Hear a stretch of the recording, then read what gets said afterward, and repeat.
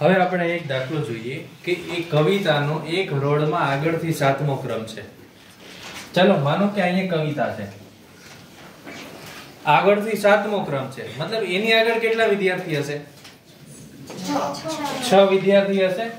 એની આગળ હશે 6 વિદ્યાર્થી, બરાબર. પછી કવિતા એટલે 7મા નંબરે છે એ કવિતા હશે. હવે પાછળથી 17મો ક્રમ છે. પાછળથી આપણે ગણીએ તો 17મો ક્રમ છે. હવે માનો કે આપણે પાછળથી અહીં ગણતા આવે ને અહીં 17મા નંબરે છે, તો કવિતાની પાછળ કેટલા વિદ્યાર્થી હશે? 16 વિદ્યાર્થી હશે. અને આ એક થઈ કવિતા. 6 + 1 + 16, તો જવાબ આવશે 23. તો લાઈનમાંથી કુલ કેટલા વિદ્યાર્થી હશે? 23 વિદ્યાર્થી હશે. કોઈ એક ઉદાહરણ લઈએ કે ભાઈ હરદીપનો એક લાઈનમાં બંને બાજુથી 9મો ક્રમ છે. 9મો ક્રમ છે તો હરોળમાં કુલ કેટલા વિદ્યાર્થીઓ હશે? બંને બાજુથી 9મો ક્રમ છે, બરાબર. હવે તમે સમજો. હવે માનો કે અહીંયા એક છોકરો બેઠો છે, આગળથી 9મો મતલબ આ બાજુ કેટલા હશે? 8 વિદ્યાર્થી હશે. પાછળથી 9મો મતલબ એની પાછળ કેટલા હશે? 8 વિદ્યાર્થી. અને અહીં એક, તો જવાબ આવશે 8 + 1 + 8, એટલે જવાબ આવશે લાઈનમાં છે કુલ 17 વિદ્યાર્થી હશે. એક ટુકડીમાં આનંદીની આગળ 15 બહેનો ચાલે છે અને પાછળ 11 બહેનો ચાલે છે, તો ટુકડીમાં કુલ કેટલી બહેનો હશે? માનો કે અહીંયા આનંદી છે, બરાબર. ચોખ્ખું કીધું કે એની આગળ 15 બહેનો છે, મતલબ અહીંયા કેટલી બહેનો છે? 15. અને એની પાછળ કેટલી બહેનો છે? 11. તો ટોટલ કેટલા થશે? ચલો વિચારો.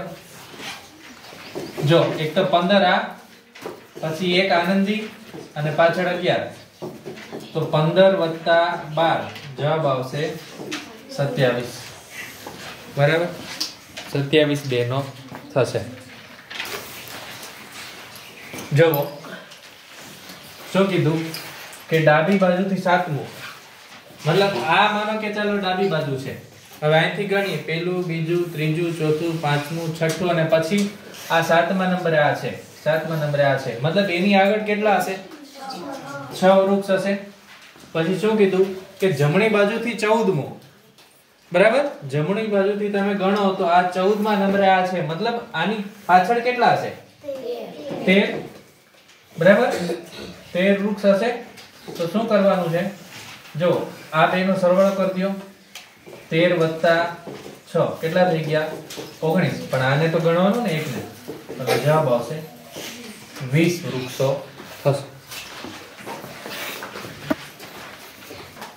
બંને બાજુથી 15મો ક્રમ, મતલબ હું અહીંથી ગણું છું તો 15મા નંબરે આવે છે, મતલબ આગળ આની આગળ કેટલા હશે?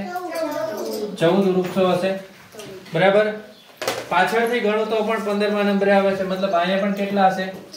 14 હશે. 14 દુ 28 અને 1 આ, તો જવાબ શું આવશે? 29. ત્યારે શું કરવાનું?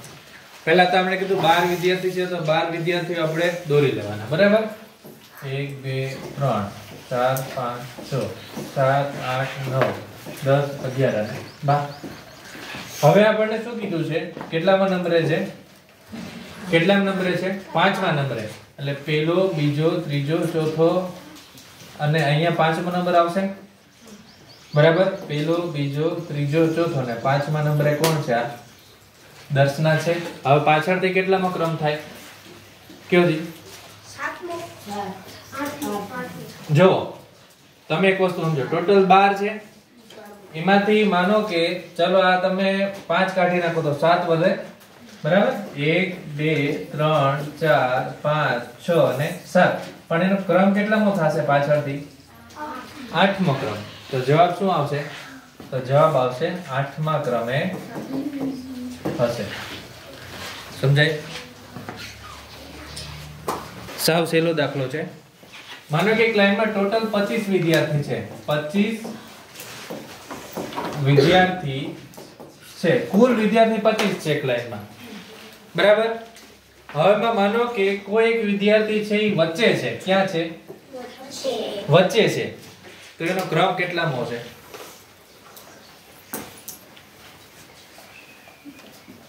ક્રમ કેટલામો થશે એ આપણે નક્કી કરવાનું છે. હવે જુઓ કઈ રીતે કરવાનો છે આ દાખલો. આપણે જુઓ માનો કે 5 આંગળી હોય તો વચ્ચે આંગળી કઈ આવે? ત્રીજા નંબરની આવે. બરાબર? એટલે આ બે બાજુથી એનો ક્રમ છે એ સરખો થઈ. અહીંથી પણ ત્રીજો અને પાછળથી પણ ત્રીજો. હવે માનો કે અહીંયા એ વિદ્યાર્થી છે. હવે તમે એક વસ્તુ સમજો કે જો અહીંયા માનો કે અહીંયા આપણે છે અહીંયા વિદ્યાર્થી અને અહીંયા વિદ્યાર્થી એ બેનો સરવાળો અને આ એ બેનો ટોટલ સરવાળો કેટલો થવો જોઈએ? 25 થવો જોઈએ. હવે બરાબર? હવે 25 માંથી આપણે એક કાઢી નાખો હમણાં. 25 માંથી આપણે હમણાં એક કાઢી નાખીએ છીએ. બરાબર? હવે માનો કે તો કેટલા થઈ જશે? 24 થઈ ગયા. 24 ના અડધા કરો કેટલા થાય?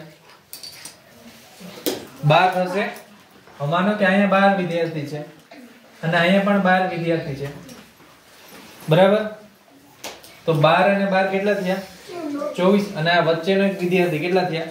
25. હવે માનો કે અહીંયા 12 વિદ્યાર્થી છે તો આનો ક્રમ કેટલામો થશે? 13મો. પાછળ 12 વિદ્યાર્થી છે. પાછળ 12 વિદ્યાર્થી છે તો આનો ક્રમ કેટલામો થશે? 13મો. એટલે બંને બાજુથી સરખું થઈ ગયું. બરાબર? હજી એક આપણે આ પ્રકારનો દાખલો લઈએ. માનો કે ટોટલ 9 વિદ્યાર્થી લાઈનમાં ઊભા છે. કેટલા છે? 9. એમાં આપણે વચ્ચેના વિદ્યાર્થીને આપણે ક્રમ શોધવાનો છે. તો પહેલા શું કરવાનું કે 9 માંથી એક બાદ કરી દો. કેટલા વધ્યા? 8. 8 ને 2 વડે ભાગો. જવાબ શું આવે?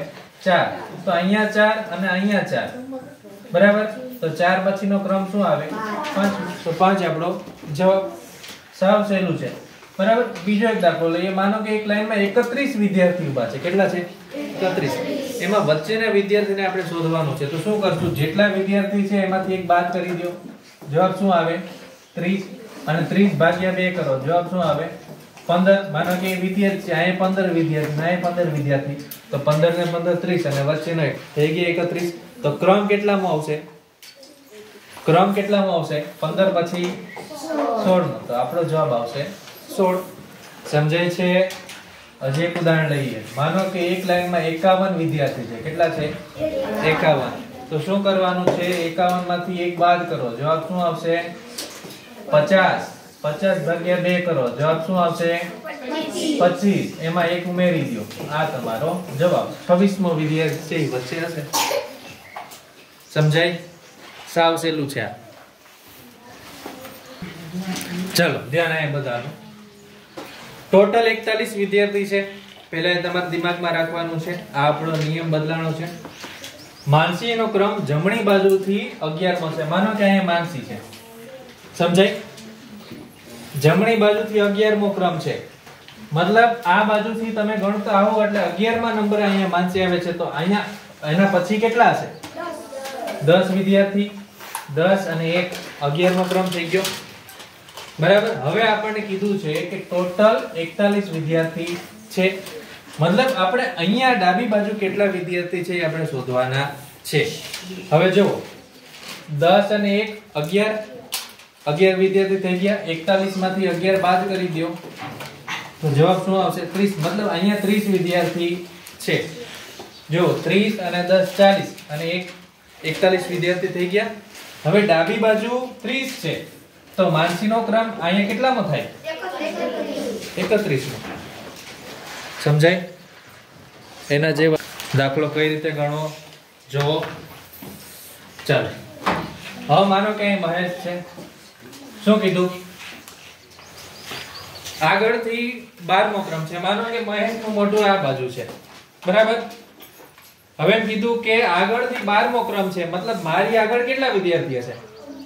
11. મતલબ અહીંયા 11 વિદ્યાર્થી હશે. પછી જ આ 12મો ક્રમ થાય. પછી શું કીધું કે લાઈનમાં ટોટલ 26 વિદ્યાર્થી છે. ટોટલ બધા થઈને 26 લોકો છે. જો 11 ને 1 આ 12 થઈ ગયા, ટોટલ 26 છે. તો 26 માંથી 12 જાય તો કેટલા વધે? 14. બરાબર, મતલબ અહીંયા 14 વિદ્યાર્થી હશે, 14 લોકો. બરાબર, તો પાછળથી ક્રમ કેટલામો થશે? 14 પછી શું આવે? 15. બરાબર, કઈ રીતે કરવું બરાબર ધ્યાનથી સમજો. માનો કે ટોટલ 29 વિદ્યાર્થી હોય, જો 29 માંથી હું 1 બાદ કરું તો કેટલા આવશે? 28. 28 ના તમે 2 ભાગ કરો એટલે 14. મતલબ કે અહીંયા 14 વિદ્યાર્થી છે અને અહીંયા 14 વિદ્યાર્થી છે. બરાબર, તો વચ્ચે કયો આવે? 15મો આવે. આ બાજુથી 15મો અને આ બાજુથી 15મો. સમજાય?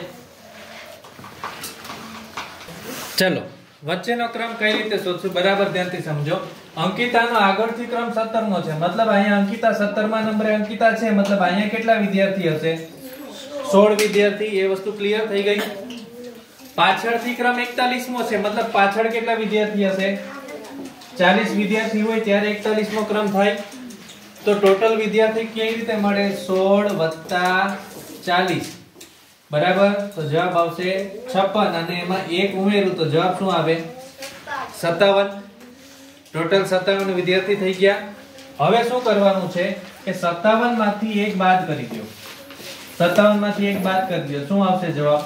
56 ને 56 ના ભાગ્યા 2 કરો, જવાબ શું આવશે? 28. બરાબર, મતલબ આ બાજુ 28 વિદ્યાર્થી છે અને આ બાજુ પણ કેટલા વિદ્યાર્થી છે? 28. તો અહીંયા આ વચ્ચેના વિદ્યાર્થીઓનો ક્રમ કેટલામો આવશે? 29મો.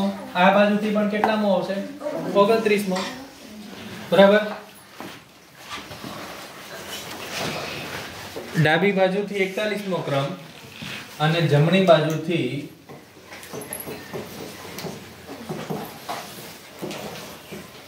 7મો ક્રમ. તો કુલ વિદ્યાર્થી આપણે શોધવાના છે. કઈ રીતે કરવાનું છે? તમારે મને દાખલો શીખવાડવાનો છે. આ ડાબી બાજુ છે, પેલી બાજુ છે જમણી બાજુ છે. ડાબી બાજુથી 41મો ક્રમ છે, મતલબ અહીંયા કેટલા વિદ્યાર્થી હશે? કોણ બોલ્યું? Very good. મતલબ અહીંયા 40 વિદ્યાર્થી હશે. બરાબર, જમણી બાજુથી 7મો ક્રમ છે, મતલબ ત્યાં કેટલા હશે? Very good. બાલવાટિકા વાળાને આવડી ગયો હતો 6. બરાબર, 40 માં 6 ઉમેરો 46 અને 1 તો જવાબ આવશે 47.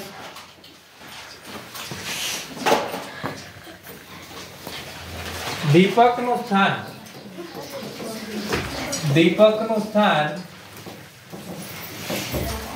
આગળથી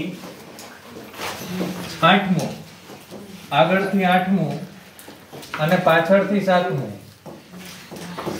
ચલો, કેટલા વિદ્યાર્થી હશે? 16. જોઈએ આપણે. ચલો, 15. હવે જો અહીંયા 8મા નંબરે છે, મતલબ એની આગળ કેટલા હશે? 7. મતલબ એની આગળ 7 વિદ્યાર્થી થઈ ગયા. ચાલો, પછી શું કીધું કે પાછળથી કેટલામો ક્રમ છે? 7મો. મતલબ અહીંયા કેટલા વિદ્યાર્થી છે? 6. 7 ને 6 13 અને 1 તો જવાબ આવશે 14 વિદ્યાર્થી હશે. ચેક કરીએ. ટોટલ 51 વિદ્યાર્થી છે, આગળથી ક્રમ 21મો. માનો કે અહીંયા 21મા નંબરે એ કોઈ વિદ્યાર્થી છે એ બેઠો છે કે બેઠી છે, મતલબ અહીંયા કેટલા વિદ્યાર્થી હશે? 20 વિદ્યાર્થી હશે. બરાબર, હવે તમે એક વસ્તુ સમજો કે 20 અને 1 21 ટોટલ વિદ્યાર્થી કેટલા છે? 51 વિદ્યાર્થી છે. બરાબર, એમાંથી જો હું 21 બાદ કરી દઉં તો કેટલા વધે? 30 વિદ્યાર્થી વધે. બરાબર, તો અહીંયા હશે 30. 30 અને 20 50 અને 1 51 થઈ ગયા. બરાબર, તો પાછળથી ક્રમ કેટલામો થશે બોલો? 31મો ક્રમ થશે. ચલો, 1 કરોડમાં 37 વિદ્યાર્થી છે, આગળથી ક્રમ 13મો તો પાછળથી ક્રમ શોધો. માનો કે અહીંયા વિદ્યાર્થી છે આગળથી 13 માં મતલબ એની આગળ કેટલા વિદ્યાર્થી હોય 12 વિદ્યાર્થી હોય બરાબર 12 અને 1 આ એટલે 13 વિદ્યાર્થી થઈ ગયા ટોટલ વિદ્યાર્થીમાંથી 13 વિદ્યાર્થી બાદ કરી દો તમે તો જવાબ શું આવશે 14 આવે मतलब અહીંયા 14 વિદ્યાર્થી છે 14 અને 12 36 અને 1 37 તો પાછળથી ક્રમ કેટલામો 15મો 14 પરથી શું આવે 15મો જવાબ આવશે 15